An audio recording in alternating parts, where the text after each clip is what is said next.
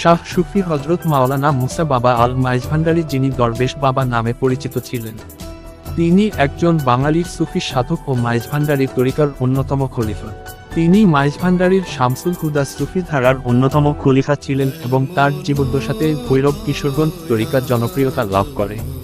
তিনি 17 এপ্রিল 1937 সালে জন্মগ্রহণ করেন এবং 7 জুন 2018 সালে ইন্তেকাল করেন। পূর্ণ নাম শাহ সুফি হজরত মৌলানা মুসা বাবা মাইজভান্ডারী, প্রকাশ দরবেশ বাবা শামসুল হুদা মাইজভান্ডারী অন্যতম খলিফা।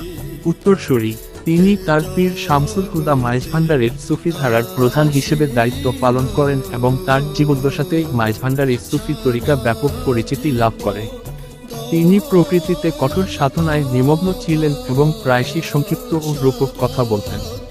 তিনি 2018 সালে ইন্তেকাল করেন এবং তার মাধ্যমে বিভিন্ন স্থানে যেমন ভৈরব কিশোরগঞ্জ, সিলেট, বেলাবর থানা, খাগড়াছড়ি, কালাপানি ইত্যাদি বিভিন্ন জায়গায় সুফিবাদ প্রচার করেন।